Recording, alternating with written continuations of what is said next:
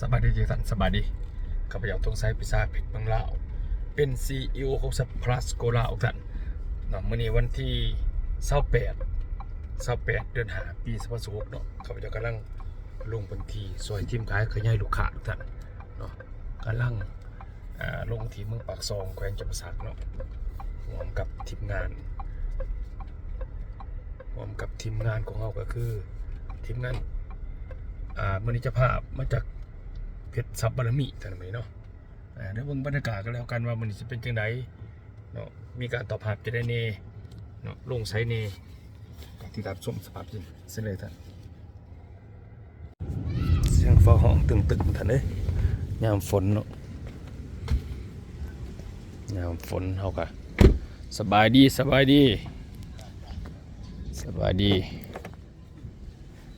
ุดยอดอลียังวะ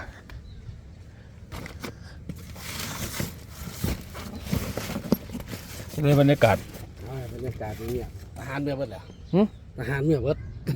เหลือแต่ไผ เหลือแต่คด เหลือแต่คน ตามคด อ๋อ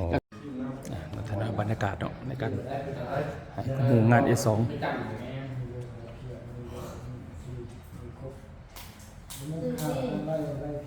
การสรุปแพ้ถึงกินไปเลยง่าย ซื้อกุดมาใส่รถติดเหมือนเดิมเปย์บงงามเกิดอะไรนี่ดิวัตถุดิบเป็นคนเราเป็นตา ลายแบบติดเจอ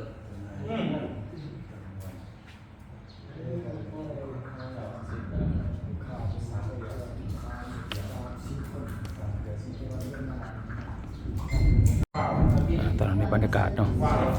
งานเซตเตอร์ท่านของทีมงานเพชรซับบารมี โต๊ะมาไปสลับกันรับเข้าไปนั่งโซ่แบบเดียว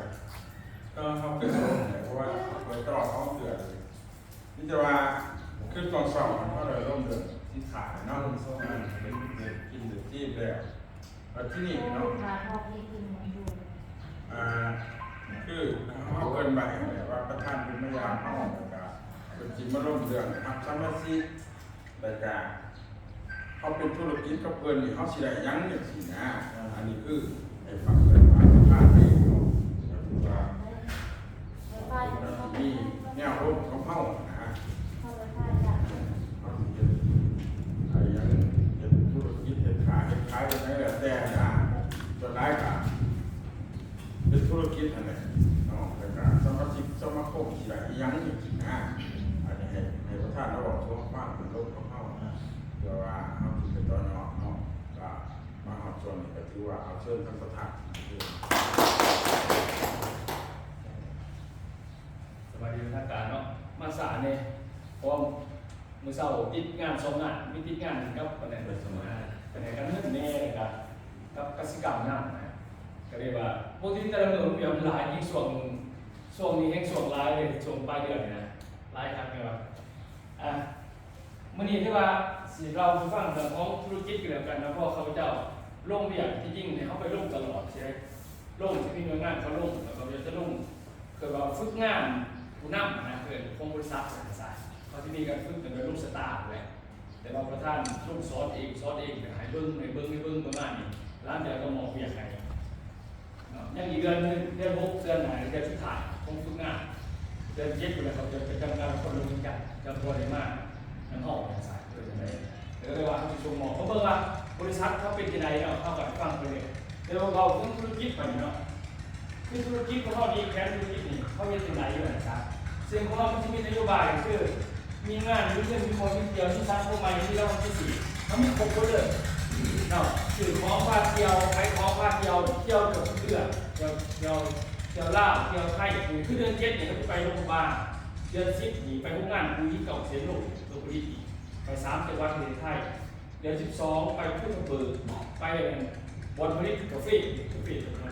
คือเราพาไปล่วงหน้าตลอดสินะผมไหมเนาะเสร็จเลยว่าเมื่อแผนธุรกิจเป็นยังไงเนาะของเรามันจะมีแผนผ้าสมาชิกขายนะครับผ้าสมาชิกขยายธุรกิจมันมี2แบบรวมกันนะครับซึ่งราคาสินค้ามี3แบบที่1เลยราคาทั่วไปเราพูดที่เป็นสมาชิกก็ซื้อในราคาทั่วไปผู้ที่เป็นสมาชิกก็ซื้อราคาสมาชิกผู้ที่เป็นธุรกิจนักกับบริษัทกับซื้อราคาธุรกิจเป็นราคาสูงมันมี3อันของเราเป็นบริษัทขาย ายสูงขายหน่อยขายตกเป็นประมาณนั้นเนาะซึ่งเมื่อเบิ่งแผนธุรกิจของเราดีเป็นยังไงในส่วนของการหับนักธุรกิจหรือว่าผู้ส่วนธุรกิจนี่ทุกคนเข้ามาสู่ระบบนี่มันเปิดบินเข้าระบบทัน350,000 กีบเนาะเดือนว่า500 บาทนี่นะเรียกว่า350,000เนี่ยนะ350,000เขามาเขาเหลือเอาสินค้าผมไม่เขาเอาเงินจ่ายบริษัทมันก็ว่าบริษัทเขาขายของเลยบริษัทซะการแต่ว่าให้คือเวลาเขาเปิดบินเขามาเขาใส่ราคากำหูงานสินะเพื่อให้เขาได้ทดลองใส่ก่อนก็เรียกว่าเขาสามารถเลือกเอาตัวใดเวลาเขาเปิดบิน350,000 กีบขั้นซ่าเนี่ยเอาใน2 กองขั้นสบู่ใน4 ก้อนขั้นกาแฟ2 ถุงหรือจะผสมกันแบบแต่เอากาแฟในซ่าน้ำเอากาแฟในเอาสบู่น้ำบอกเป็นอย่างเนาะมันจะผสมกันไปสบายดีเสื้อเนาะตัวนี้เข้าใจแล้วกันเปิดบินเนาะตัวนี้หมายว่าเขาเปิดบินมีเสื่อเข้ามาเขาได้ของไปอันนี้คือของที่1เนาะรายการเขาเปิดบินเข้ามาแล้วนะมันมี2 แบบเขาเฮ็ดบริษัทซะให้เขาเฮ็ด2 แบบเขาเสียแบบว่าเขาจะเปิดบินมา350,000 กีบนี่เขาจะซื้อกิ้งซื้อใส่ซื้อก็ได้ว่าเป็นอย่างนั้นนะเขาบริวารอย่างมีแต่เก็บแต้มเก็บอย่างต่างๆเป็นที่นี่เงินสมาคมให้ต่างๆเนาะตัวอย่างคือเขาเปิดบินมา350,000เขาได้ของแบบปั๊บเขาเสียประโยชน์ยังมัน1เขาได้มีธุรกิจนำก็ได้ด้วยได้350,000นะหมายความว่า1เวลาเขาไปแนะนำสมาชิกใหม่นี่บริษัทเขาจ่ายเขา 10% จะสั่งไปได้ตัวนี้นะเขาเปิดบินมา350,000ได้ของไปราคา1,000 กว่าบาทนี่นะ7%นะเขาได้ไปหลังจากเขาสมัครขยายลูกค้าได้บริษัทให้บอกตรงๆอ่ะขยายลูกค้าได้ลูกค้าเขาเปิดบินเท่าไหร่ได้ 10% 2ถ้าเขาเป็นเจ้าภาพงานที่สิเกิดเจ้าภาพงานสินะที่ว่าลงพวกเพื่อนเหลือแต่ไม่มีแผนของบริษัทเท่าไหร่อีก 2% บริษัทกระจายไปขึ้นเรื่อยๆแล้วก็ต่อมาขอ3เป็นมันจะมีฮับชิด30จากสมาคมแต่งงานขอลูกเสียชีวิตตัวนี้ได้มันที่มีสแตมป์เวลาเขาสื่อของเขาใช้สแตมป์แต่ว่าเขาต้องเป็นสมาชิก350,000ก่อนได้มันจะมีสแตมป์ออกไปถ้าเราสื่อมันจะบ่มีประมาณนะแต่ถ้าเราเป็นสมาชิกแบบนี้คือเขาเปิดบินแล้วปั๊บทุกการซื้อมันมีสแตมป์หายไปสแตมป์ไปตัวนี้มันสามารถเอามาคูณเงิน100 ถึง 1,000 เท่าของตำแหน่งสมาคมที่มีอยู่ก่อนที่เขาแต่งงานขอลูกเสียชีวิตได้กลุ่มสมาคมตัวเดียวเก็บกระโดดสื่อเดือนปีสื่อวิสัยปีหน้าแปลว่าเกิดขอลูกเสียชีวิตแล้วแต่เขาประจักษ์มาได้กลุ่มสมาคมว่าเขาสามารถยืนได้เลยที่ให้ผู้ป้องกันที่หายไปมันจะเป็นประโยชน์เรื่องเขาเป็นเงินกลับขึ้นมาเขาใส่ซองขาวสินะมันมีสิได้เลยฉะนั้นเขาสมัครสมาชิกสื่อนี่เขามีสิทธิ์แต่ค่าขยายลูกค้าคนทั้งพ่อเป็นเจ้าภาพแล้วก็ได้สแตมป์สมาคมนะแล้วก็ขอที่4คะแนนมันจะมีคะแนนที่เขาสื่อมันจะมีสะสมเสร็จปุ๊บเนาะมันจะมีสะสมเสร็จปุ๊บมันจะมีปุ่มสะสมคะแนนไหนนี่มันจะมีปุ่มสะสมสิทุกคนนี่เวลาเขาสื่อสินค้าที่มี100 คะแนนถึงไปสุ่มก็แสนฟรีตัวนี้มันจะเก็บคะแนนไว้ให้เราสึกเดือนปุ่มสำรวจเลยเก็บไปเดือนที่ปีเหลือแต่ตัวนี้เขาสามารถมีตั้งคะแนนในปุ่มนี้ก่อนนี่แต่งงานคนลูกเสียชีวิตไม่เอามาพูด100 เท่าบริษัทจะใช้ช่องสุดๆ1 ล้านปีคนมันจะมีเงินสมาคมมันมีเงินสแตมป์แต่เงินจากคะแนนมันมี2 อันนี้คือกรณีสมาคมและขอต่อมาของที่5คะแนนในสมาคมนี่ยังสามารถเอามาเบิกขึ้นได้สูงสุดที่มันสามารถสะสมได้คือ 40,000 บาทต่อหอบสะสมเขาซื้อนี่แหละซื้อเขาไปขายแบบเขาแต่ว่าทุกการซื้อเขาสามารถเก็บไปเขาเส้นออกไปเรื่อยสินะแสดงว่าเบอร์วันนี้ปึ้งตัวนี้นี่เขาส่งเราฟรีเมื่อเขาซื้อสินค้า100 คะแนนดีขึ้นไปมันปึ้งเขาส่งให้ลงเขาบริสุทธิ์ปึ้งมาซะเห็นไหมคือปุ๋ยนี่มันจะ200 เนาะ200 คะแนนคือคะแนนมันมีในเครื่องมันนะมีแต่ว่าเขาเข้ามาหายเข้าไปสินะวันนี้เมื่อว่าคะแนนมันเบิกขึ้นได้ยังไงแบบนี้เอฟทีนี้เนี่ยที่เดือนปีผมมีกำหนดเขาจะเปิดจะได้กระดาษแล้วแต่เขาแต่มันมีลายเส้นที่เขาบริเขียนสีเองมาก่อนมันมีในปุ่มแล้วมันมีอยู่ในคอมพิวเตอร์แบบธนาคารเลยธนาคารก็มีขึ้นในปุ่มเนาะแล้วก็มีในคอมบอกเขาสิเขียนเอาในปุ่มก็ไม่ได้ด้วยเนาะมีเงินในคอมเขามีแต่10 ล้านเราไปเขียนเอาตื่น1ไม่ได้ด้วยเนาะเขาไปมันก็ไม่มีหายก็เงินนะราคาเดียวกันฉะนั้นมันจะมีอยู่ในคอมพิวเตอร์คือกันแบบที่เก็บในธนาคารเนี่ยวันนี้มันเก็บไว้ในปุ่มเขานี่นะถามว่าเขาสะสม 6,500 คะแนนยังได้ระยะเขาจะเบิกเป็นเงินกับเอาปุ่มนี้มันเสนอเบิกเขาจะเบิกขึ้นใน475 บาทแต่เขาบอกเบิกเขาจะบ้าไปเรื่อยๆแต่ถึง 2,000 มันเสนอเป็น 1,330 บาทตามเลขเลยนะ เป็นเงินกี่คูณเอาเหรียญขึ้นไปเลยใครคนมันทำให้คูณ6ตัวไหนกันคูณไปคูณ70คูณไปเป็นเงินกี่ไปถามมันเก็บถึง3,000เขาจะเบิกใช่ไหมมันจะเป็นเงินให้เขาซ้อมเป็นโลละ60 บาทอยู่เลย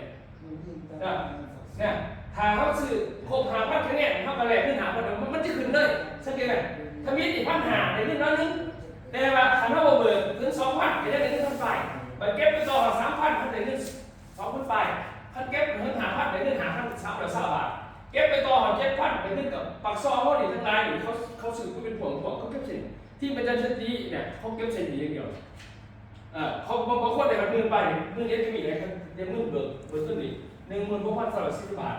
15,000นี่ได้เงิน26,000ถ้า20,000ได้เงิน40,000ได้เบิกนี่ให้เก็บได้สูงๆแต่20,000แค่นี้นะครับเบิกเงินบ่เบิกไปไหนแล้ววันนี้พอท่านจะเก็บ20,000ไปส่งไปมันเบิกได้40,000ที่เก่ามันจะบ่เบิกเกินไปใครจะเข้ามาบอกแสดงว่าเข้าเก็บไปครับขั้นสูงสุดนะโดยอดได้นะเก็บไปเลยคือว่าสะสมคะแนนไว้แต่มันเป็นเงินเขาไม่ได้สะสมเงินไว้ในนี้แต่มันสามารถเอามาเล่นขึ้นได้ตัวนี้เด้อไอ้บอกวันนี้ตัวเรื่องเงินได้นี่ตัวสมาคมมันต่างหากตัวสมาคมพอดีแต่งงานคนลูกเสียชีวิตน่ะเขาเอาตัวเลขมาพูดหลอยเขาใส่ซองเขาเนาะอันนี้ขอข้อมูลตัวนี้ต่อมาตัวสแตมป์เขาจะออกให้คนสมัครอันนี้ก็เป็นสมาคมอีกครับอันนี้ว่าที่เราสมัครซื้อง่ายๆคะแนนมันมีเบิดนี่เลยคืออะไรทำคะแนนมียังไงเบิดนี่ครับคือปุ๋ยมันจะมีคะแนนมันจะเก็บตัว1หาตัวนี้หาเราพี่วี่สินะ3ตัวหาพี่วี่4ตัวนี่แล้วแต่คะแนนถึง700พี่วี่แล้วแต่มันตัวนี้มันจะมีเที่ยวนั่นเองคัดปุ๋ยมันจะมีเที่ยวนะคือ4ตัวนี่700คะแนนมันจะสดสนิทแล้วก็ตัวเขาเลยเที่ยวรอบบ้านแล้วคนรวมมีฟรีเดือน7ไปฟรีบริษัทใหญ่ไปสิปุ๋ยเท่ากันราคาส่งเขาก็ไปขายมีกำไรเดี๋ยวจะน่านี่มันมีคะแนนแต่งานหรอกคะแนนแต่งานมันจะมีเด้อตัวมันไม่2แบบที่1ตัวนี้เก็บคะแนนพีวีและแบบนึงตัวนึงจะอาจารย์ตัวห้องตัวนี้ก็หายตัวนี้เด้อตัวนี้ไม่เข้าที่เก็บคะแนนเลยคะแนนไม่มีหน้ามันจะมีคำว่าบีวีมีคำว่าพีวีบีวีเก็บเสร็จตัวนี้เป็นเงินโครงการเอาเงินอีกเลยคะแนนมันมีอยู่นี่เขาก็ซื้อของปกติแต่ละเข้ากับสิได้ตัวนี้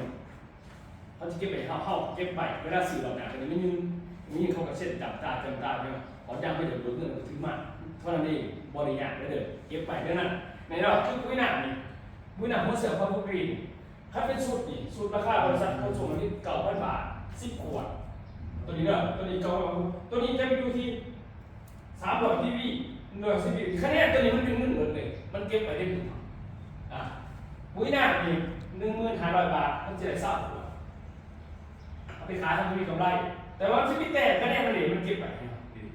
เวลาเปิดก็ได้เปิดตามตัวนี้เนี่ยเพราะว่ามันเป็นระบบเปิดตัวเนี่ยแต่สมุนไพรเนาะตัวสีแดงๆสมุนไพรแก้ปวดคอมันก็มีคะแนนมาทุกอันสบู่ถึงก็ยังมีสบู่เขาอยากขายตัวนี้สบู่ระบบเงินเดือนเขาลงทุนหาเงินเก่าในสบู่600 ก่อนแต่เงินเดือน1 ถึง 2 หลัก10 เดือนพี่สาวหลักแต่ว่าเขาไปขายมีอะไรต่างๆคะแนนจะเก็บไปต่อมันมีเนี่ยมันมีระบบมันเนี่ยออกแบบไหนก็มีครบหมดเลยเหล่านี้ถ้าชุดนี้เนี่ยเกิดว่าชุดเปิดใจตัวที่ชุดเปิดใจใส่ตัวนี้นี่มันมีคะแนนป่ะมีคะแนนตัวนี้เขาใส่คะแนนเป็น100คะแนนแดงแล้วก็1 DV 10 CD ตัวนี้มันเป็นเขาใส่ตั้งแต่ทิ้งกันแดงแต่เซรั่มแต่สบู่แต่ซ่าบิโฟมีตัวนี้ราคาปัญหาเสร็จแล้วราคาเปิดใจมันมีราคาขายอยู่ที่ 3,000 บาทซัมเมอร์ซิก2,200ราคาธุรกิจ1,800แต่เปิดใจเป็นปัญหามันไม่สุดเปิดใจเลยมันปัญหาเท่าง่ายๆขั้นเป็นซัมเมอร์ซิกแล้วนะส่วนปึ้งนี้ก็คือเท่ากับมี100 คะแนนแม้เอาปึ้งไปฟรีทันทีสะสมไปวันนี้เนาะเวลาเขาได้ปึ้งอยู่แล้ววันนี้โบนัสคือที่ไหนโบเมนว่าสิได้แค่10%แล้วขั้นออกปึ้งนี่แหละปั๊บเขามี100 คะแนนในปึ้งปึ๊บนี่เป็นคนชวนธุรกิจหลง100 คะแนนในปึ้งนี้วันนี้เวลาเขาขยายซัมเมอร์ซิกใหม่จาก 10% เท่าไหร่15%มันจะคือ5%ขั้นที่ปึ้งตัวนี้ปึ๊บเหมือนเป็นเท่าไหร่เกือบ15%นะแต่ค่าขยาย2เป็นจะผ่าจาก 2% ซัมเมอร์ซิกคือกลายเป็น 3% คือ1%นึง4ตัวนี้เขาสามารถลงทุนเอากำไรในบริษัทได้ลงทุนซื้อของและให้บริษัทเป็นคนขายให้เท่ากับสามารถได้กำไร5% 7% 10% ตามขนาดเปิดบินต ตัวนี้ทำที่สมาคมแต่งงานกระดูกชีวิตแต่เหมือนเดิมแต่เขาจะได้สูงสุดที่ตัวนี้1,500,000 กีบใส่ซองขาวและต่อมานี่ท่านมาเขามีกลุ่มที่เรียกเขาสามารถเก็บดาวคือมาเก็บคะแนนดาวเพื่อแลกคืนกับสตาร์มันมีใช่ไหมถ้าแลกคืนกับสตาร์ได้ถ้าเขาครบ300 ดาวแลกเป็นสตาร์นึงได้ขึ้นอีก1,000,000 กีบเขามีสูตรตำแหน่งไหนฟรีได้มีสูตรไหนฟรีอีกสูตร1,000,000 กีบแล้วก็ได้เงินอีก1,000,000ถ้าเขาคืนตำแหน่งสตาร์2เขาจะได้เงิน2,000,000แล้วก็ได้สูตรฟรีถ้าคืนสตาร์3ได้เงิน3,000,000คืนสตาร์4ได้เงิน4,000,000ถ้าหาเงิน5,000,000ชื่อนะเงินไม่ไปเลยแต่ว่าสูตรก็สูตรไม่ไปเลยเขาตัดให้เขาฟรีตัวนี้ได้แต่ว่าเขาต้องเก็บสแตมป์ดาวแต่ละสูตรก็จะมีสแตมป์ดาวต้องเก็บแต่เขาต้องมีปุ่มตัวนี้ก่อนมันจะเก็บดาวเข้าใจป่ะถ้าเราสมัครซ้ำ100,000สมัครไปซื้อถ้าเป็นสมาชิกก็สมัครเริ่มซื้อเริ่มขายไปเวลาเขาสะสมคะแนนมี100 คะแนนเพื่อเขาจะเปิดตัวนี้ได้ฟรีประมาณนั้น100 คะแนนก็เขาขนาดอุ้ยที่ซื้อไม่ต้องโชว์หรอกเลยมันมีคะแนนเบิร์ดเป็นหลักชัดในรหัสขนาดเห็นป่ะตัวนี้แค่เราคืนตำแหน่ง SM เกินว่าเซลล์มาสเตอร์เป็นผู้นำไฟขายเขาจะได้เงิน10,000,000ตัวนี้เลยขึ้นค่าตำแหน่งมันถ้าขึ้น SD เกินว่าตัวนี้เป็นเซลล์ดีเรคเตอร์ผู้ในการไฟขายจะได้30,000,000ถ้าขึ้น MD Marketing Leader พอออกไฟการตลาดตัวนี้ได้50,000,000กินหนักๆที่เขาไม่ได้เก็บดาวไม่ใช่มีในส่วนสินค้าแบบดาวเก็บจับเงินจะปีผมมีกำหนดยังไม่ได้บัตรดาวเนี่ยนอกจากเขาเก็บชื่อเขาเพราะอะไรไปเหี้ยไปซื้อยังได้ดาวนี่เขาจะเปิดแสนซับที่30นี่แหละไปที่30ไหนก็ได้10 ดาวเลยใครจะได้เก็บเปิดคือตัวแดงขึ้นบนคัดมาไปเอาไปได้จงผมมีแต่เรื่องเป็นแบบนั้นแต่ว่านี่เขากิจกรรมมัน10 ดาวมันสิมีหายแต่ละดาวโดยที่แบบเข้าบริสุทธิ์ของดีกว่านั้นนี่เอามาสะสมครบแล้วมาเลยคือตัวแดงเขาตั้งสูตรเลยฟรีสูตรล้านไปเดี๋ยวขึ้นอีกไงมันมีแบบนั้นอันนี้คือระบบประชาชนง่ายๆระบบนี้เนี่ยอันนี้ความถึงว่าธุรกิจเพราะว่าธุรกิจเนี่ยเขาจะเป็นหุ่นส่วนธุรกิจโดยที่เอากำไรแบบนี้โดยที่บริษัทเอาระบบขายให้มันที่มีเปิดบินอยู่3 ขนาดเด้อขนาด1เรียกว่าขนาด S ขนาด 2M ขนาด 3L ขนาด 1S นี่แม่นเปิดบินอยู่ที่ 3,965 บาทเขาเสียกำไร5%เพราะเป็นกำไรจากคนลงทุนไหนกำไรจากยอดขายที่เอาของเขาไปขายเขาไปขายแล้วเขาถึงดิเขาขายราคาเนื้อทุนขายเท่าไหร่เขามาคูณกัน5%โดยใส่ระบบองค์การต่างบริษัทเป็นผู้ขายให้เขาบริขายเองถ้าเขาเปิดขนาด M นี่แม่ขนาด M นี่ลงทุนอยู่ที่ 6,000 บาทตัวนี้จะได้ 7%ถ้าใส่ระบบบริษัทขายถ้าขนาด L นี่ลงทุน 46,000คนนี้เขาจะได้ 10%คือจังเองเราลงทุน 46,000เขาได้ของมาของกับนี่จะได้มากเลยครับมันเป็นเบิดกับสื่อเป็นคนระบบเป็นขายให้ใช่ป่ะตัวนี้จะได้ 10%ตัวนี้แม่นระบบบริษัทเป็นคนขายไปตึกเอาของเจ้าเนี่ยบริษัทเขาไปบอกที่เราไปบอกว่าพวกของเจ้าขายตึกเอาทุนในเจ้าแล้วคูณกำไรเลยสินะโดยที่เขาไปขายเองนี่คือมาบนสุดเนาะสุดตัวนี้ขนาด S ได้5%กำไรขนาด M เนี่ย7ขนาด L เนี่ย 10%มาบนสุดมันถ้าเขาอยากลงทุนแบบนี้เด้อขนาด S นี่แม่นนี่ขนาด S เนี่ยลงทุนเพียงแต่3,965 บาทแต่เขาจะได้อย่างนี้เรื่องเอาในคาเฟ่14 ถุงแต่ซ่า6 กล่องแต่สบู่10 ก่อนของขายมันเป็นกับโบยังออกตลาดกับบริษัทเอาของกับไปเข้าที่งานบริษัทเขาขายแล้วก็ขึ้นจะได้ขึ้นแล้วก็พูดในอีก5%ของเงินขายเกิดมาภายในธุรกิจเป็นขนาด S จุดที่2กำไร5%ตัวได้สบู่สัก8 ก่อนได้เซรั่ม3 ขวดได้ครีมไปได้4 กระปุกราคา3,965มันมีมาเลยเนี่ยมันเป็นธุรกิจต่อมาตัวนี้ 7% เอาที่กระแดดเดียว52 กระปุกในราคา 6,000 ขั้นตัว 7% จะเป็น 6,000 ถ้าเอาเซรั่มเดียว30 ขวดตัวนี้ในราคา 6,000 เนาะตัวนี้ถ้าเขาเอาแบบซ่าเดียว40 กล่องในราคา 6,000 สูตรรายเรียบจะเป็นขนาด 6,000 เนาะแต่ว่า7%ถ้าเอาสูตรที่ผสมกันตัวนี้ 6,000 ก็จะได้ซ่าพิฟมีสุด4 กล่องเซรั่ม5 ขวดกันแดด5 กระปุกสบู่8 ก่อนหลายเด็กตัวนี้ 6,000 คือการแถมมีเสือตัวนี้1 ตัวเดี๋ยวจะแนววันที่3ที่จะทำเสือตัวนี้เพราะว่าเสือตัวแทนอันนั้นมันจะเข้าซื้อภายนอก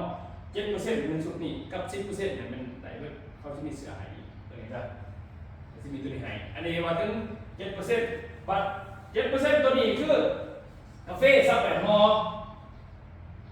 ซ่า12 กล่องสบู่20 ก่อนแล้วก็ได้เซรั่มฟรี1 ขวด อันนี้ตัวนี้อยู่ที่7,000กับ30 บาทตัวนี้จะบ่เป็น6,000เพราะว่าของมันหนีกาแฟราคามันสิขึ้นปีอันนี้ว่าถึง7%ส่วน 10% ไม่ลงทุน46,000คนนี่เข้าใจ 10%คือกาแฟคือจะเนี่ยแล้วลงกาแฟ400 ห่อสินะถ้ามีแถมมีอย่างกับโชว์ดีไปแล้วแต่หรือว่าซ่าสบู่ร่วมกันผสมกันยาสีฟันก็มีเด้อผสมกัน4-6กันอะไรนี่แหละ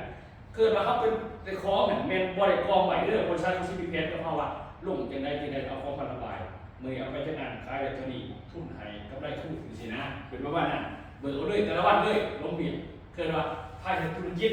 ตัวนี้เขาตอบสนองเลยว่าคนสุดท้ายบ้านเขามีเงินแต่ว่าอยากเช่นธุรกิจแต่ว่าขายของบ่เป็น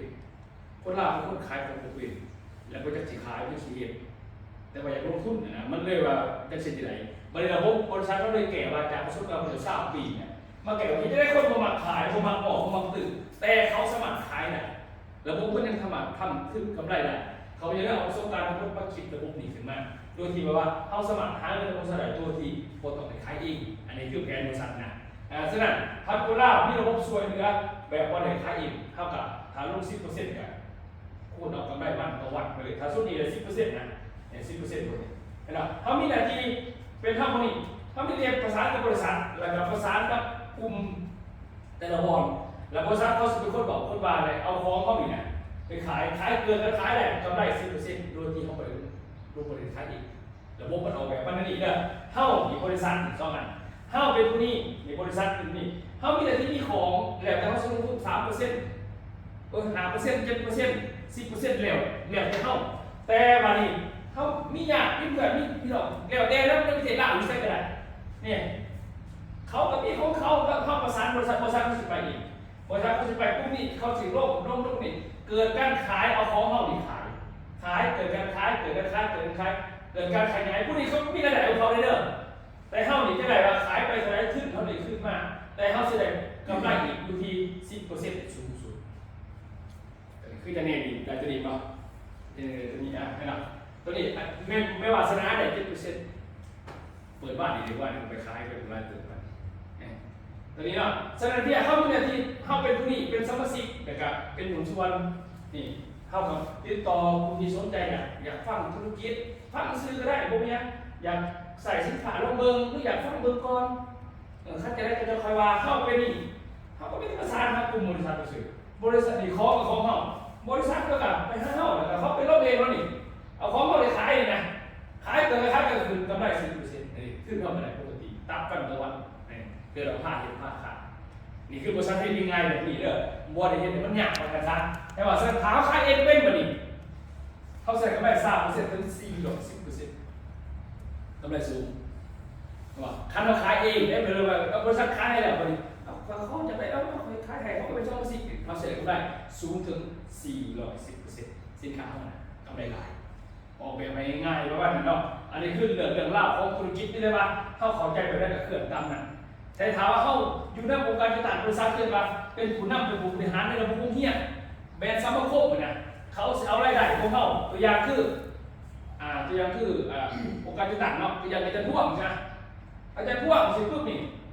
พอนี่มาเกิดดูเงื่อนแต่ของเกิดแต่งงานขอดูเสียชีวิตในซัมเมอร์โคกคนเดียวกลุ่มที่เป็นคณะบริหารบริษัทเขาจะคูณเขาจะเบิ่งรายได้เขาหย่อนหลังจากบริษัทเท่าไหร่เขามาคูณให้เขา10 เท่าเอาเงินใส่ซองให้บนมีกำหนดแค่หนึ่งได้เกิดเรามันมีเงินดูแลพวกนี้หายไปซะแต่งานคนหนุ่มเสียชีวิตสูงสุดเขาใส่ให้5 ล้านกีสำหรับคณะบริษัทตัวนี้เขาก็สมัครเป็นไดเดอร์บริษัทก็มีโรงเรียนสอนไหนสอนที่บริษัทเลยเขาจะเป็นตำแหน่งนักวิทยาแล้วเขาก็จะมีขึ้นวิชาการหายร้ายอันตัวนี้เข้าไปเรื่อยๆว่ามันจะมีของมาดิตัวนี้เขาจะสอนเฉพาะคนที่เรียนในบริษัทเขาจะดังอีกโคกโขใหญ่แล้วก็ถ้าเป็นผู้จัดการบริษัทมีรถไหนอีกขั้นนึงรถประจำตำแหน่งแต่สาระมันจะมีของมันไปแต่ละของแล้วก็มีคะแนนที่เขาสะสมถึงปึ้งนี่มีประโยชน์อย่างจะคอยศึกษามันเป็นแผนนี่เลยแผนที่เขาจะหักเงินเดือนจากบริษัทอีกเดือนนึง 2,500 บาทถึงเดือนนึง 110,000 บาทตั้งหากตัวนี้เยี่ยมที่ร้านเขาเปิดโรงเรียนสอนเอาทันมาเขาบอกไปเป็นโรงเรียนเขาจะบริษัทตัวนี้มันมีของมันไปมันมีสูตรตำแหน่งในทุกขั้นตอนหรือแล้วก็มีส่งต่อให้ลูกให้ร้านได้ประมาณนี้มาเบิ่งในของซัมเมอร์โคกเด้อ สมาคมเดี๋ยวเขาได้ผ่านมากเลยสินี่เนาะสมาคมนี่เนาะสมาคมแต่งงานคนลูกเสียชีวิตก่อนนี่เลยก็คือเคสนี่เขาจะต้องตามตำแหน่งเขาไม่บอกเสือมันจะสีบอกคือกันตำแหน่งเขาเขาจะคุณตามตำแหน่งถ้าตำแหน่งจะดีเปิดบินหา100 บาทก็เป็นตำแหน่งแต่ตำแหน่งไม่เด็กแต่ว่าตำแหน่งนี่เวลาเกิดแต่งงานคนลูกเสียชีวิตเขาจะเอาสแตมป์ที่เขาสะสมมาคูณได้100 เท่าถ้าตำแหน่งที่2นี่แมนได้200 เท่าตำแหน่งที่3ได้300 เท่าตำแหน่งที่4ได้500 เท่าตำแหน่งที่5ได้600 เท่าตำแหน่งที่7 700 เท่าตำแหน่งที่ตำแหน่งที่7ได้1,000 เท่าตัวสแตมป์ที่เขาสมัครเนี่ยเขาชื่อของนะครับสมัครบางคูณเอาเงินตัวนี้เมื่อเขาเกิดแต่งงานคนลูกเสียชีวิตสูงสุด 1,000 เท่าแสดงว่าคะแนนมีคะแนนในมือนี่10,000 คะแนนมาคูณ1,000 เท่ากันเลย10 ล้านกีบสินะแล้วแต่กรณีว่าคะแนนเขาเก็บเป็นเท่าไหร่แล้วง่ายๆเขาก็ซื้อของขายของกำไรเขาก็ได้ขยายลูกค้าเขาก็ได้แล้วก็สแตมป์สมาคมเขาก็ได้สิมันโมเมนต์เราสินค้าในสมัครเอาสแตมป์โมเมนต์ไหนมันมีธุรกิจไหนพอใช่ป่ะก่อนที่เขาเฮี้ยนบอกที่เขาไปจ่ายทุกคนเป็นพันๆเลยเขาจะเป็นปีในอายุ41 ปีแต่เห็นธุรกิจในอายุ22แต่สมัยดำๆเรื่อยๆเนี่ยสู่ส้นมากเรื่อยๆเรื่อยๆนะมันคือจะมีกิจกรรมต่างๆเกิดขึ้นมากๆในบริษัทนะอันนี้คือว่าเป็นสมาคมได้แล้วเขาก็ไม่ได้ที่นี่ตัวอย่างก็ได้สมาคมพันมากนี่ทีมงานสมาคมเป็นว่านี่ไปเที่ยวเมื่อกี้นี่สมาคมเมื่อกี้ไปเที่ยวเมื่อกี้พอดี30 บาทเที่ยวมากอาทิตย์ก่อน30 บาทไงนะสมาคมนี่คือจะเน้นเราแต่งงานมาเดือนก่อนนี่แหละไปยื่นขอหุ้นมหาบริษัทเขาก็ตรวจสอบสแตมป์ตรวจสอบยังไงเมื่อไหร่เขาก็ไม่เอาเงินเลยสมาคมมันต้องการเราแต่งงานอาทิตย์ก่อนเดือนก่อนบริษัทมีวงดนตรีเด้อมีวงดนตรี4ก่อนมันมีครบมีดาวหอมมีคณะวงดนตรีคัดแนนเป็นเหลือเป็นเล่านะแต่ถ้าเราจะการวงดนตรีของบริษัทก็ได้มีคะแนนให้เป็นมีค่าในน้ำอีก5%ของค่าจ่ายอย่างใหญ่กันหลังคูณ5%เนี่ยมันมีได้บริษัทเรามันมีครบหมดเลยนะเอาไงมีงานมีเงินมีมวลมีเที่ยวมีรางวัลพิเศษมีเป็นเหลือเป็นเล่ามีผลงานอยู่บริษัทมีน้อยเดี๋ยวแต่เขาจะแทงสิเอานี่หมอเพื่อนเดี๋ยวอันนี้แม่งคนมึงทุกพอดคนนี้มึงทุกพอดอย่างไรเนี่ยลูกเขาแต่งงานมันจะเลือกเลยนี่เลือกเขามากเราสอบแล้วถ้าเด็กลูกเขาแต่งงานนี่เราก็มาทำเพื่อนเด็กเพื่อนสอบให้เขามีงานนะครับไอ้นี่ปากซองเท่าอยู่บ้านบัดหลวงนี่เราก็ยืนของมูลมากตอนนี้มันลูกเราออกลูกเพราะที่อยู่ในสมรภูมิเนี่ยครับทั้งเจ้าเกิดแต่งงานของลูกชีวิตเนี่ยไม่ตัวอย่างเจ้ายืนตามขั้นตอนมันเขาก็ตรวจสอบตามขั้นตอนระบบมันนะมาทำเพื่อนนี่หลายเรื่องหลายครับอันนี้มันอยู่บ้านทั้งสัมพันธ์ปากซองอันนี้พอได้เสียชีวิตแล้วก็ทำเงินอันนี้อยู่บ้านอยู่ทางแตงว่าทางจุฬาเราอยู่แล้วก็ซ้อมปีปลายผู้นี้เราเป็นพยานตายอีกเราเลยลูกเราได้ทำก็อยู่ดิไปเอาบริษัทดิมันก็เป็นขอไปอันนี้เป็นคณะอาจารย์ของบริษัทหรอเนี่ยออกลูกต่างๆร้ายเลยคนนี้เนี่ยเขาใจสอบผู้นี้อยู่มากนี่ตอนมันทำเนี่ยแล้วบริษัทเด็กเขาอยากบอกอยู่มากเลยรถต่ำแล้วตายอยู่ลูกเราไปยืนขอเรื่องมากดิยืนเรื่องเขามากเขาตรวจสอบทุกครั้งตรวจสอบงานอะไรเขาไปเช็คสอบเดี๋ยวเขาจะไปเช็คสอบมาเขาแบบจัดงานมอบให้ดิแล้วก็เอาเด็กผู้นี้มาทำเงินผู้นี้อยู่เมืองคงเซโดนเขาจะไปลงบอแม่น้อยปีได้เด้อสิตัวแม่กำลังเกิดธุรกิจกำลังเกิดปีได้เด้อนี่ข้าพเจ้าลงไปหาเราลูกเรามานั่งฟังแล้วก็ไปเที่ยวแล้วเราสื่อคุยไปเขาดาวนั่นแสกดีเราก็ไปเที่ยวไร่บอลนะไปเที่ยวไร่บอลแล้วอยู่น้องๆปี2 ปีไปกันคนนี้มาแล้วเราไล่ตายจากคนอื่นนี่ลูกเราก็เขียนไปเสนอมากว่าเนื้อเขาเป็นเด็กไปเส้นชีวิตแล้วตัวนี้ได้ปีเลยได้ปี2017ปีนี้2026จะว่าจะปีก่อนเขาได้ธุรกิจมากแต่ผมไม่หน่อยปีเรื่อยๆแต่ว่ามันหลายแล้วแต่สาเหตุล่ะนี่แหละยืนมากเขาตรวจสอบผลงานต่างๆผ่านมากมันตรวจสอบในโทรศัพท์หรือในคอมพิวเตอร์ในมันนี่อาจารย์พวกแล้วก็นี่ให้ไปตรวจสอบไปมึงไปแย่งน้ำนี่ไปยืนหลานเราก็มาหักเงินนี่มาหักเงินนี่แหละหลายก่อนที่เสียชีวิตแห่งหลายเป็นร้อยเรื่องมันนะเจอเข้าโมจกเปิดอาจารย์หลายอันนะครับคือมาขาดโอเคนี่บอกถึงเรื่องของสมาคมนี่คือระบบว่าง่ายๆเนาะผมบริญญาณคือถ้าสมัครสมาชิกคือซื้อ อยากให้เขาสื่อคะแนนข่าวสะสมไปก็ได้เนี่ยบอกเป็นยังคอยสะสมกับไปมันจะบอกเราคะแนนตัวนี้มันนั่งมันจัดเองมันเขาได้เลยเรียนไม่จัดเองอันนี้ถ้าเปิดบินเพื่อเอาของใส่ราคาถึงก่อนเป็นว่าหลังจากนั้นก็สะสมคะแนนกับไปซื้อปุ๋ยก็มีซื้อกาแฟก็มีซื้อยังก็มีไปซะนี่คือบอกถึงสมาคมเนาะเอามาบอกถึงตัวเขาพาเที่ยวนี่บริษัทก็จะมีคือเดือนเจ็ดก็จะไปรถกระบะเป็นขี่รถไฟลาไปในรถกระบะเนี่ยตัวนี้เอาที่3 คนแต่ว่าสิครบไปเลยก็เลย10 ไปเลยอีกวันสักเพิ่มวันที่30อีก6จะมีเพราะว่าเมื่อนี้นี่ยอดปุ้ยจองเข้าไปตัวนี้กองแก้ว15 โตนปากซอง15 โตน45 โตนเลยมื่อนี้นะ45 โตนกับพวกฝ่ายมื่อนี้มื่อเดียวเนี่ยเขาใช้วันแก้วเรื่องวันที่30นี่45นะเดี๋ยวจะมาแก้วแต่2 โถหาขนมของงานนะประมาณจะนี่เขาเก็บถึงผมเจ้าก็เต็มแล้วสรุปวัน30ก็เต็มแล้วภาพไปขี้ซ่านะภาพไปขี้ซ่าภาพไปเจอโรงพยาบาลอะไรเด้อเอาไงซะเขาเห็นต้องก็บอกไปเฮ็ดโตบอกไปเห็นหน่อยเขาบอกไปซื้อกับไปเช็ดหมดเลยเนี่ยอันนี้เขาพาไปหลอกโรงพยาบาลแล้วพาไปจิบกันยังไม่จันเนี่ยในคือว่าที่เดือน7ไปนี่เดือน7ไปนี่มาเดือน10ไปนี่เดือน10ที่เขาจะพาไปกาญจนบุรีสุพรรณบุรีพระนครศรีอยุธยาไปเมืองพงอันปุ๋ยเก่าเสียโลกไปเรียนรู้เรื่องปุ๋ยเดี๋ยวว่าเขาผลิตจังไรเอาจะได้เป็นผลิตหลานสุภาพไปเที่ยววัดถังนกกรท่องไปเบิ่งเมซี่ฟู่หนัก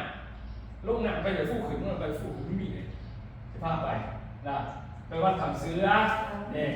ไปสุภาพเป็นหนังแควนะอันนี้3 ตนตัวนี้3 ตน1ที่นั่นส่วนนั้นเขาซื้อรวมกันที่1กันเพราะว่าบริษัทเขาบริขายเป็นช่อแล้วบริษัทบริขายเป็นตูน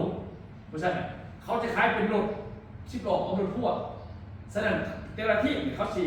บ้างแค่หน้าลูกค้าเขารวมกันนะแล้วมาสั่งมาเดียวรวมกันสั่งมาเดียวบริษัทเขาวันนี้มีขายเป็นตูนไหนเพราะบริษัทนักเขาเด็กนักเขาราคาช่วงไหนก็เข้ากับไปต่อแต่ว่าเขาสีได้โปรยว่าพวง1ไป10 คน10 ล้อ1ไปหาคนสินะนี่คือเขาสภาพเที่ยวฟรีหายเที่ยวในฟรีรถบอกเกี่ยวกับราคาสินค้าเลยขั้นต่อไปกันนะตัดสูตรผมเกี่ยวผมคอยไปฟรีผมหมายว่าเป็นว่าเขาเตรียมนึกโปรดักต์เดี๋ยวโปรดักต์ยกเว้นว่าคนไหนมาฟรีไปขายมีมุมมีได้แบบนี้เลยเขาถึงว่าหมอเดี๋ยวคนเราเนาะแต่ยังคอยไหนมาฟรีเดี๋ยวปกติโปรนี่มัน7,000 บาทขายจะไป4,000ไป3,000เสร็จเขาเอาเงินเรียกเจ้าทำไมนะแต่เจ้าต้องไปซ้อนที่งานเรื่องเพราะว่าเขาไปแนะนำบริษัทที่เขาบริไปแนะนำที่เจ้าดิเขาไปแนะนำบริษัทปุ๋ยจะต้องไปตามเขาพอไปหอดปุ๊บเดินตัวของพึ่งเพราะเขาไปเลยเพราะเขาบริษัทปุ๋ยพาไปโมเมนต์มาเข้าไปชื่อบริษัททั่วเที่ยวสินะมันก็มีของมันที่บอกว่านี่เขาจะว่าไปลองแพร่แบบนี้ลองแพร่เมืองกาญจนบุรีไปเตะเทคม้วนเสียม้วนกันชนะมันไปเนี่ยแล้วต่อมาถ้าไปที่สุพรรณบุรีไปบุญดูวัดนั่นนี่บางบ่อนเพาะง่ายเลยแล้วก็มาที่อยุธยาไปที่อันนี้บนเขาแสดงนักเจาะก็ที่มือนี่อาจจะว่าไปแล้วไปแต่งตัวเจาะทางเป็นซ้ำเลยเขาจะไปทั้งหมดอยู่30,000 บาทเดือน12ที่พาไปภูทับเบิกไปส้มทะเลหมอกสวยงามเลยไปวัดที่ทึ่งภูเขามาขึ้นใหญ่ไปเบิ่งวัดบ้านเขาเป็นจังไดเดี๋ยววัดเนี่ยงามแบบนี้เด้อไปเบิ่งดอกไม้ก็งามไปเนี่ยบอลลูนไปอะไรนี่นะไปเบิ่งแก๊สชวนบอลชวนแก๊สคือญี่ปุ่นนี่นะอันนี้คือเขาจะไปเดือน12ตัวนี้เดือน12นี่ก็ไปช่วงนั้นคือ30 บาทตัวนี้กันอันนี้วันเขาจะไปภูทับเบิกอยู่เขาขอบ่แม่นนักกินเด้อเขาขอประเทศไทยอันนี้คือว่าเรื่องเส้นทางไปจุดกำเนิดของธุรกิจนี่เขาพยายามไปยังซื้อมาเฮ็ดได้นะเขาพยายามเฮ็ดธุรกิจเป็นอยู่2 ปีชีวิตเปลี่ยนแปลงอยู่ของนี่เขาพยายามไปได้ไหมที่เขาสู้วงการธุรกิจของเขานี่เมื่อกี้นี่ปี2009เขาจะไปเนี่ยสมัยเขาจะอยู่ในวงการไม่ได้เนี่ยปี2009ธุรกิจจะจ้อยดำๆไปขายสบู่เขาก็บอกว่าขายเจ้าหน้าก่อนจังสิวน้ำขายยาชุ่มไข่ก็ว่าเจ้าสมัครจอยขันยาดีจะสมัครจอยแต่กี่สารพัดอย่างเขาไปจอดชอบจิเปียนกับคนไหนเนี่ยดำๆไปเหี้ยนโอ้สมุนไพรดังดีจังที่ไทยเหี้ยนจีนกินไป4 เดือนจะมาเป็นซาจะมาเป็นกาแฟจะมาเป็นสบู่ให้เราแต่ก่อนเขาจะขายยาขวดนึง4,500 บาทคูณเงินตะกี้มัน250เนาะมันก็หลานปลายเนาะบาทเดี๋ยวนี้มันคูณโบราณมันก็ขายโบราณ ก็เรียกว่าเขาเป็นเจ้าของบริษัทเองตั้งแต่ปี2003มาเลยเขาจะเป็นเจ้าของบริษัทแต่กี่ตามใจว่าวิชีที่หายในที่เป็นบริษัทเองมันแบบข้อมูลมันพอเลยนะก็เรียกว่ายามันมุกปืนแต่ก็เราจะไปเรียนใหม่ไปเรียนธุรกิจอะไรตัวนี้อยู่พัทยาเขาจะพูดมาไปเที่ยวมีไฟมีฟันไปลุยขายยาตะกี้ตากับเขาจะใช้แว่นตาแต่ใดกำลังกดแว่นอยู่4 ปีแต่ก่อนใช้แว่นต้องอยากต้องงานไปขายยาสมุนไพรถ้าว่าท่านยาดีจะไม่จบให้เจ้างานก่อนจะสื่อเนาะสมุนยากที่ซ้ำที่ขายได้ขวดหนึ่ง2 เดือนไปขายไม่ได้อีนี่เนี่ยลุยบักซองสมสนุกโบยังเลยนี่เขาจะลุยชีวิตบางคนเราทานไม่ได้ไปเองอันนี้ก็สบายเลยมันนั่งมีเงินมากมีเนาะคนมีเงินมากนะตะกี้เขาเป็นบริเวณสิกระดานเรื่องคนนั่งชมกันเขายังงงยังหน่อยมีแฟมอันเดียวตัวนี้มันไปเห็นเปียกจังสิเนี่ยเขาหนีไปเขาเป็นคนง่ายตามหนีโอ้ไม่ใช่ที่คอมมีแข็งเนี่ยมาได้สู่กันมากเลยเนี่ยปืนไปเสร็จพากันปืนอีกจะจ้อยเห็นแบบอยู่นั่นกันนี่กูรู้อีกกันเนี่ยเป็นไงอยู่วัดพยาบาลนั่นนี่อันนี้เป็นเถาคนมากจะหันจำเพศไปขายยาสมุนไพรหัวเข้าไปจะจอยดำๆเนาะแต่งโตใส่ในขันอยู่ได้ผมว่าไงผมเดี๋ยวคนฝึกคนนี้วันนี้เขาบอกว่าลูกเขาบอกว่าพวกพี่บ้าเขาว่าเป็นตัวผู้เฒ่าเขาว่าเป็นตัวผู้เฒ่าเขาว่าตัวเส้นกับตัวผมกระลุกเราเป็นตัวยุวัดเขาว่าเสียแบบเครียดจะตายเลยไงตัวดีๆแหละสู้มากว่าไม่หน่อยเลยมือปืนมากจะคอยมามีเงื่อนจะมาสื่อจอมาสื่อคอมตะกี้เขาจะสื่อเนี่ย3,500 บาทตะกี้มันเกิดขึ้น2 บาทนะก็มันหนักกลายนิดนึงสื่อกับจอมากไม่ใช่แบบนี้รู้อีกกันทำกันขึ้นไปหมดว่าเบี้ยอะไรนี่มึงแม่อะไรเนี่ยโมเมนต์หวานอะไรเลยเขาจะไปเขาเป็นคนเมืองทองเขาจะภาษาแต่ไปเลยเขาจะมีคนบอกไปผมก็โซนนะเขาจะไปอย่างเนี่ยอันนี้เมืองสุขุมวิทนี่เขาจะกินอยู่เขากินอยู่ทุกวันใช่ไหมเนี่ยอันนี้มันมากวันเสาร์กับว่าฝึกว่าจะจอยดำๆเสร็จในลูกชายทีนี้ลูกชายเป็น12 ปีนะตะกินให้หน่อยสักนิดเดี๋ยวนี้หมอนี่19 ปีอายุสูงมากเรียนได้4 ปีผมเรียนที่ใหม่เลยตะกี้มาลงแถวทงกระต่ายปากซองเนี่ยกี่ไปฟังที่ลูกปฏิเสธนะถ้าที่ลูกปฏิเสธแต่ก็ยังไปถอในเมื่อในก็ยังบึ้งสาวไปตะกี้เขาว่าให้เจ้างานก่อนเขาสิงานแต่จำได้กำมันเขาจะจอยเขาเป็นการชกผมกับเจ้าสีเนี่ยอยู่มาหลายปีพวกปืนเที่ยงหูแก่ที่หูแก่เปลี่ยนเลยไปมันเริ่มเปลี่ยนผมไม่วันสวัสดิ์ไม่วันสวัสดิ์เปลี่ยนไปจากแต่ก่อนเขาไปเจอแรงงานใหม่ๆคือว่าสังทองหมอกป่าเขาบอกว่าเนี่ยว่าทุกเจ้าเฮียนทุกเวียดนามมาเป็นเนี่ยเป็นเฮียนทุกซอเวียดนามฝ่ายบริหารธุรกิจเขาเป็นคู่ไปเรียนคู่บักซี่ไปเจอกันเนี่ยคนดวงเขาไปอยู่กับบักซี่แล้วไปแต่งกันมูคู่ก็ตัวของเนี่ยแล้ววาชนะจะเนาะแต่กี่บ่าวซะบ่าวมากกว่าร้ายนึงแต่ผมเป็นคนจิตกีฬาเลยนะซะวันนี้มาแล้วว่าไปได้ว่าเป็นวาสนาเขาสร้างเขาเพาะป่าบัดมาปัจจุบันนี้ผู้บอกกันผมว่าก็ไปเร็วห่วงขึ้นมาเบิดเร็วไปเห็นเขากันนั่งเหลืองเก่าไปเนี่ยสังทองลงจะหน้าเปลี่ยนเลยเนี่ยเปลี่ยนเขาจะเปลี่ยนที่มันมาพาเนี่ยไปเที่ยวทัวร์ประเทศเขาจะไปโลกไปหนีไปสร้างประเทศคุ้มเลยนะเกิดสถานการณ์มอสดำมอสจอยเขาจะได้เสื่อมธุรกิจนั่งเกินวินไปได้นี่ไปเลยบอลโยนมากเลยคือแบบโอ้ซัมเมอร์ซิกนี่ถ้าเขาสิปืนขึ้นเท่านี่พวกหนาจะได้ง่ายขั้นมีโอกาสเป็นเจ้าของบริษัทเองนะเก็บเงินเนี่ยไม่เฮ็ดเองเดินเองซีเฮ็ดเที่ยวง่ายๆนี่เขาจะขึ้นสิแต่เขาจะไปนะก็เลยเป็นเรื่องราวของพาสโปอร่าของเรื่องราวมาปัจจุบันนี้ว่าเที่ยวเขาจะเริ่มด้วยจากรถตู้1ต่อมา2รถตู้เรื่อยๆเขาอยากให้บอกที่งานว่าจะเขาไปเฮ็ดเองทำพิซซ่าไต่เน้นรถตู้ก่อนแต่เฮ็ดประมาณ2เดี๋ยวมื่อนานจะไปหาบาทจะไปง่ายธุรกิจจะก็หาเหตุจะมาซ้ำนั่นแหละจะคอยเฮ็ดของกระดาษธุรกิจแบบนี้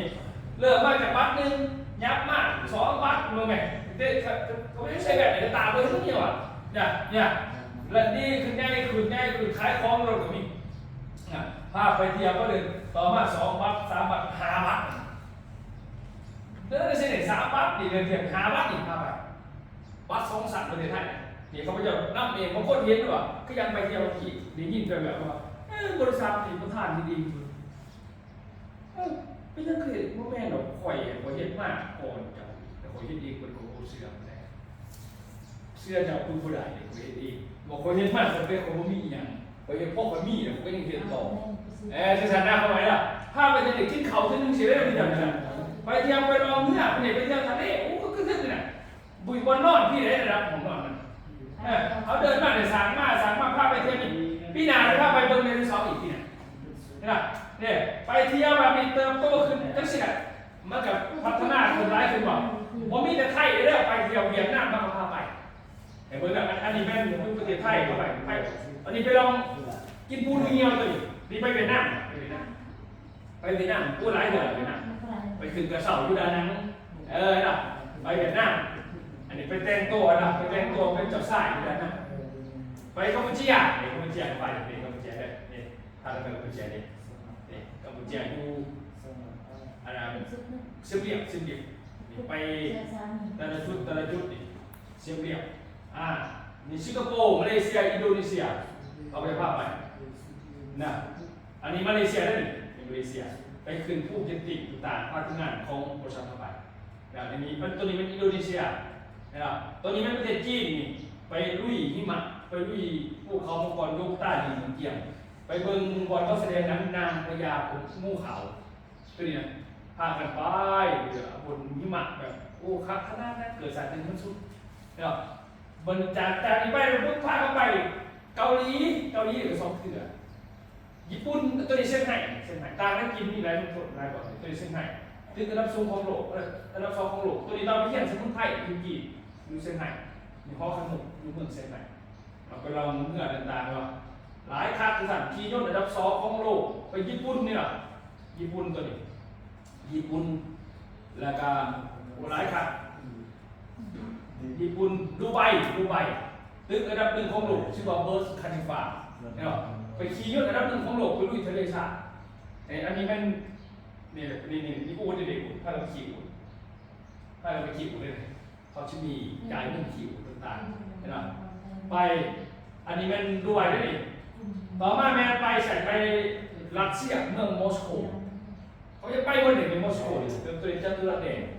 นะไปบอกไอ้ร้ายก่อนแต่เมื่อวานแล้วแต่พวกเขาเป็นบริษัทเองเนี่ยตอนนี้เขาจะกำลังเริ่มจนภาคจะใช้ลาบหรือไทยเนาะเดี๋ยวต่อไปสภาพเปลี่ยนต่อไปสภาพน้ำห้อนจีไปต่อไปสภาพมันจะจุดจะว่าเขาไปเจ้าไปรถเร็วแล้วกันเขาว่าคุ้มแล้วมันคุ้มเหลือชีวิตนะตามที่ว่าบัดนี้ระบบธุรกิจจะว่าเปิดโอกาสให้คนอยู่เงื่อนมาเป็นหนุ่มชนเท่าขาขายน้ำกันหลักพี่ยังดูแลกันจะสีหน้าแสดงตัวส่งทุกงานกับเอาวิชาไปประมาณนั้นเนาะมียังถามบอกตอนนั้นได้ดีไงเลยหลายคันไปแบบเรื่องเที่ยวก็ได้เนี่ยผมบอกหลายหนึ่งบอกว่าอะไรเที่ยวมันอ่ะกูก็ถึงจะไปยึดกรทำเนี่ยมันยากแค่หลายว่าเส้นทางเดินเขาแบบนี้ว่าเขามาเห็นยังนะประมาณนี้เขาใจว่าผมมีแบบไม่จะขาขายถ้าเป็นสมาชิกก็กับแต่เขาไม่ใช่แล้วแบบเก็บแต่งเก็บยังต่างๆแต่คอยจุดกันไปปีนี้ซ้ำนึงปีหน้าซ้ำนึงแล้วก็คอยตามขั้นตอนมันเป็นต่างๆปีนี้เขาหยอดขึ้นว่าโอเควันนี้เขาสมัครเมื่อไรขึ้นตัวนี้นึงเดี๋ยวเบิ่งตามแผนนี่เลย